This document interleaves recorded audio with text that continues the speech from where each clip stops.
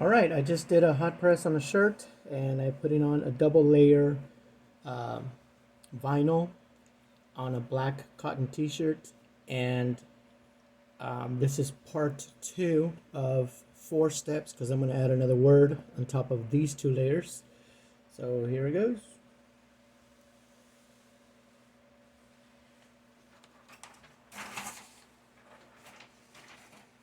So I already ran the press, did the temperature settings, and now it's time to remove the carrier sheet.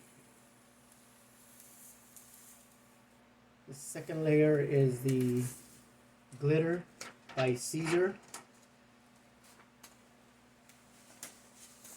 Silver glitter vinyl. I'm going to bring the camera in so you can see. Splash! Pretty cool stuff. Oh yeah. Second layer of vinyl on a black t-shirt.